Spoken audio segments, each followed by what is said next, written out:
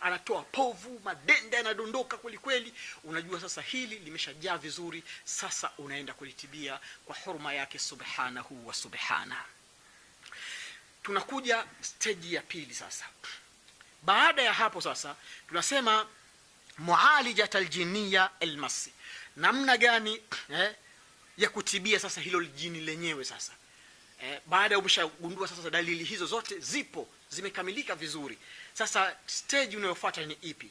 Tunasema fa idha hadara aljinni wa tamliku min almubtala bihi wa nataqa ala lisanihi faqad ikhtalafa alulama fi muamalati aljinni ala tariqatayn aw alusulubatain wa huma hakadha kama yali, kwamba wanachuoni wametofautiana. Anasema kwamba jini hili linapokuwa limeshajaa vizuri katika mwili wa mwanadamu, kwa yule ambaye ni mwenye matatizo yale, kwa yule ambaye ndio mgonjwa mwenye limesheheni vizuri, kisha likaanza kutamka maneno ambayo yanayojulikana na mengine yasiyojulikana kwa ulimi wake, faqad ikhtalafa alulama. Sasa hapo wanachuoni nao wamepishana kimtazamo katika kuliendea suala hili kwenda kumtibia mgonjwa huyo, katika muamalati aljiniya, katika hali ya kuweza kufanya maongezi na mashikamano wewe mtabibu na huyo mgonjwa ambaye ndiye ana mashaitani.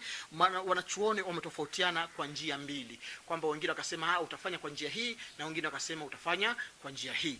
Ama tariqul ula, ama njia ya kwanza walioielekeza wanachuoni namna gani ya kwenda kumalizana na hilo jishetani biidhnillah tabaraka wa taala, tunasema wa hiya ma ashara biha al-imam ahlu sunnah wal jamaa al-imam Ahmad ibn Hanbal rahimahullah fi qissati jariyati al-mutawakkil.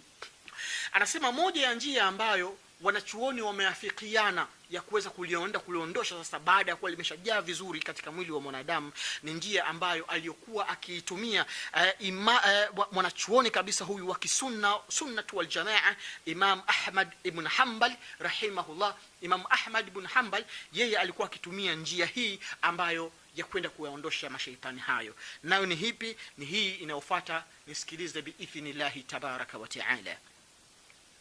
وهذا وكذا فعلها الشيخ الإسلام ابن تيمية رحمه الله.